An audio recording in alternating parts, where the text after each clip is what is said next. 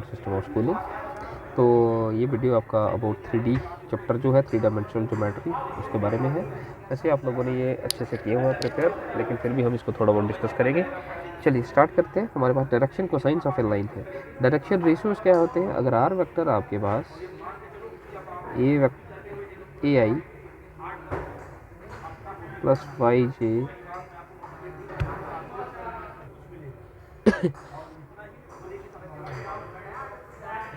X I plus Y J plus A K direction cosines direction ratios है, sorry X Y Z direction ratios है। तो direction cosines को किसके साथ लिखा जाता है? एल एम और एन के साथ। यार एल जो है, अब ये एक्स वाई जी के हैं, ये आपके I J K along X Y Z axis है। तो ये आपके पास बिटवीन एक्स ये जो एंगल जनरेट होता है इसके बारे में बात करता है। तो ये आ जाता है X upon under root of X square plus Y square plus Z square. M आ जाएगा आपके पास Y upon under root of X square plus Y square plus Z square and N is equals to C upon Z square. ये आपके पास cause alpha के साथ represent किया जाता है, ये आपके पास कॉज बीटा के साथ, और ये आपके पास कॉज गामा के साथ रिप्रेजेंट किया जाता है। ठीक है, ये आपके पास डायरेक्शन कोसाइंस है। तो alpha beta X Y, if a line makes 90 degree 135 degree and 45 degree with the x y and z axis, then its direction cosines are cos 90, cos 135 and cos 45। जो भी वैल्यू आएगा this are your direction cosine. Direction ratios आ गए। अब आपके पास है if A B and C are the direction ratios of the, ठीक है। तो आपके पास एल अपॉन, जैसे यहाँ पे किया हमने ऊपर, तो L upon X which is equal to M upon Y which is N upon Z, सारे आपके पास इक्वल्स टू कॉन्स्टेंट के इक्वल होंगे। ठीक है, A B and C are the direction ratios of the line, the direction cosines are, ये मैंने आपको करवा दी। ठीक है, direction ratios of the line P Q through the point P and Q. अब आपके पास दो पॉइंट है पी क्यू, ये दो पॉइंट अगर ज्वाइन हो रहे हैं, ये आपके पास x1 y1 z1 है, x2 y2 z2 है। तो OP वेक्टर कितना होगा बच्चे? x1 i y1 j plus z1 k and OQ vector क्या है? x2 i plus y2 j plus z2 k। तो PQ वेक्टर कितना होगा?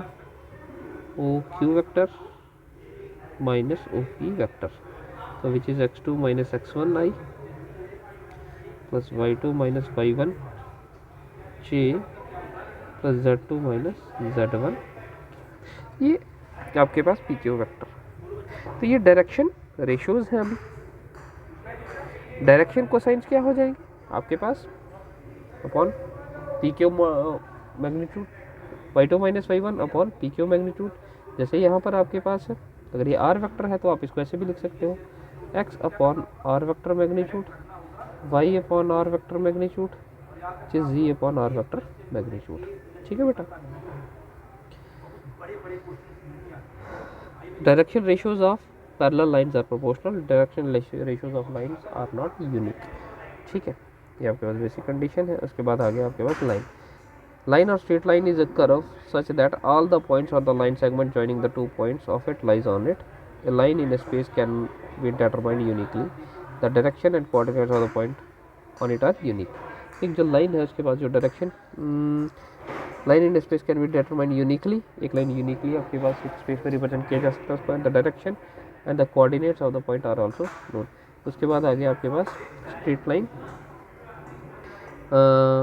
Equation of line through a given point P and parallel to the given vector V vector. एक line है जो पास कर रही है गिवन पॉइंट P से और ओरिजिन से उसका वेक्टर है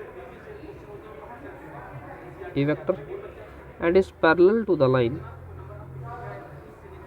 B वेक्टर। तो दिस इंप्लाइज R वेक्टर किसके इक्वल होगा? A vector plus lambda B vector. A vector जो है वो रिप्रेजेंट कर रहा है एक पॉइंट को एंड बी वेक्टर रिप्रेजेंट कर रहा है पैरेलल लाइन को, ठीक है। और ये इस तरह से हम इसको कार्टेशियन फॉर्म में लिख सकते हैं, ठीक है बेटा। Equation of line passing through two given vectors, अगर दो गिवन वेक्टर्स से एक लाइन पास कर रही है तो आपके पास क्या आ जाएगा, टू वेक्टर्स इस तरह से है,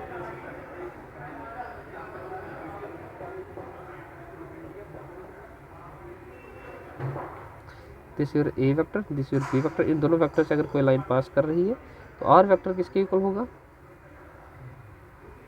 ए vector plus lambda B vector minus a vector के इक्वल। और ये इसका कार्टेशियन फॉर्म है, ये आप लोगों ने किया भी हुआ है, ठीक है। Angle between two vectors form, two lines vector form, vector form में दो लाइंस हैं। अगर are vector equation of line है आपके पास, r vector is to a one plus lambda b one, a two plus mu b to.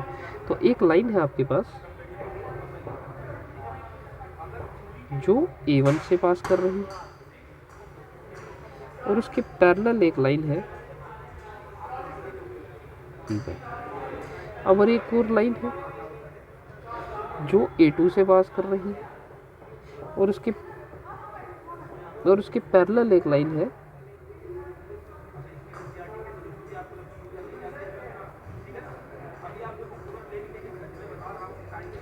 B2।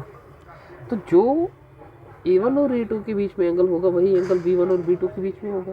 तो इसीलिए A1 और A2 के बीच में जो है R और R1 और इन दो लाइंस के बीच में जो गिवन लाइंस के बीच में जो आपके पास एंगल होगा वो सेम एंगल आपके पास पैरेलल लाइंस के बीच में भी होगा।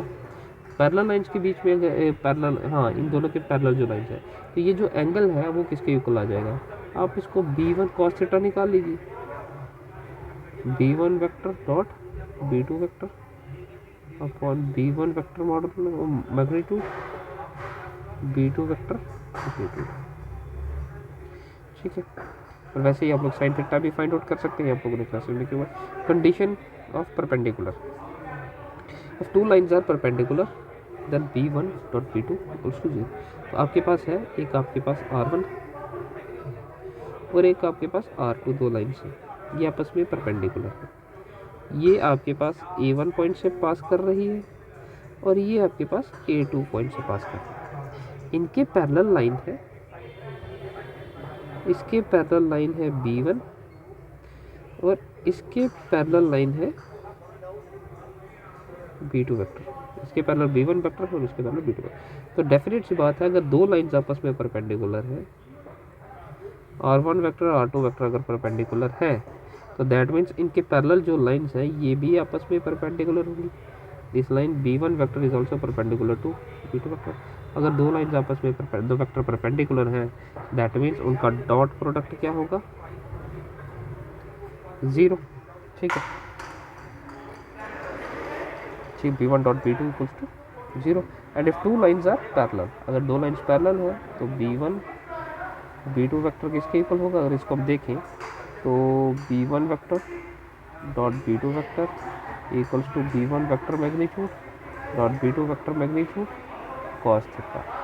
अब two lines are parallel that means angle is equals to 0 degree, angle 0 degree है तो B1 vector magnitude B2 vector magnitude cos 0 कितना होता है 1 बच्चे, तो ये हो जाएगा B1 vector dot B2 vector equals to B1 magnitude dot B2 magnitude. Skew lines, skew lines क्या है, two lines that do not meet and not parallel, दो लाइंस ऐसी जो ना ही पैरेलल है और ना ही कभी इंटरसेक्ट कर रहे हैं, ठीक है, उनके बीच में आपके पास the shortest distance between two skew lines, तो ये आ जाता है आपके पास, यहाँ पे है B1 cross B2 dot A2 minus A1 upon B1 cross B2 magnitude. तो A1 A2 represent your points, B1 represent your parallel lines, ठीक है। तो आप इसको कर सकते हैं, ये आप लोगों ने किया हुआ है, ठीक है। नेक्स्ट है distance between two parallel lines. Two parallel lines के लिए क्या है, अगर दो लाइंस पैरेलल हैं R1 एंड R2, अगर कोई लाइंस पैरेलल है तो डेफिनेट इसके पैरेलल जो वेक्टर होगा B1 और इसके पैरेलल जो वेक्टर होगा B2, B1 is also parallel to B2। ठीक है, तो अगर ये पैरेलल होगा, अगर ये वेक्टर पैरेलल है, दैट मीन्स ये किसी का मल्टीपल होंगे, तो आप इसको लिख सकते हैं, that means R1 A1 plus lambda B1 and R2 vector equals to A1 plus mu B1, A2 कर लीजिए। ठीक है, तो ये आ जाएगा आपके पास, दिस इज योर A2। तो B cross A2 minus A1 upon B1 vector magnitude, ये आपके पास है distance between two parallel lines का फार्मूला, क्योंकि इनमें जो पैरेलल लाइन है वो सेम है।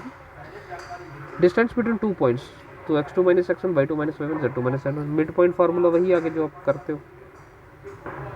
Plane, equation of a plane, plane का इक्वेशन क्या है, वेक्टर फॉर्म में किस तरह से लिखा जा सकता है, और vector dot n cap equals to D.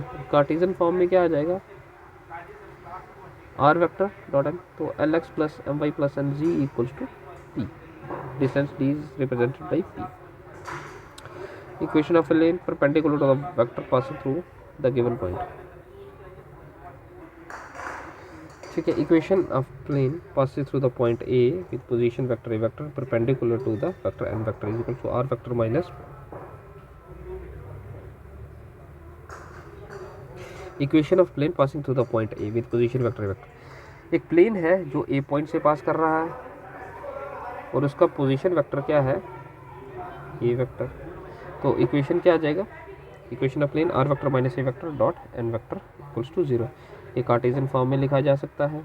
उसके बाद equation of plane passing through three non collinear points, थ्री नॉन कोलिनियर पॉइंट्स के लिए आ जाएगा r vector minus a vector, three non collinear points है तो उनके ए बी सी वेक्टर्स है, which is r vector minus a vector dot b vector minus a vector cross c vector minus. ठीक है, तो ये आप लोग कर सकते हो। Equation of plane in intercept form x upon a y upon b and z upon c equals to 1। ये अपनी coplanarity of two lines are said to be coplanar, क्या आ जाएगा, r vector is equals to a1 plus lambda b1, r2 is equals to a2 plus mu b2, तो क्या आ जाएगा a2 minus a1 dot b2 minus b1 equals to 0। Angle between two planes के बीच में क्या एंगल, अब दो प्लेन्स हैं, अगर ये किसी एंगल पे एक दूसरे को काट रहे हैं, अब इन पे जो नॉर्मल होंगे वो भी एक दूसरे को उसी एंगल पे काटेंगे। ठीक है, दैट मीन्स इनके प्लेन के बीच में जो एंगल है वो आप इनके नॉर्मल्स के बीच में एंगल्स में फाइंड आउट कर सकते हो। If n1 and n2 be the two normals on the plane, theta is the angle between the planes this and this, and theta is the angle between the normals, तो वो normal के बीच में भी same angle होगा। तो आपके पास एक नॉर्मल है अगर n1 और दूसरा है n2, इनके बीच में एंगल क्या होगा,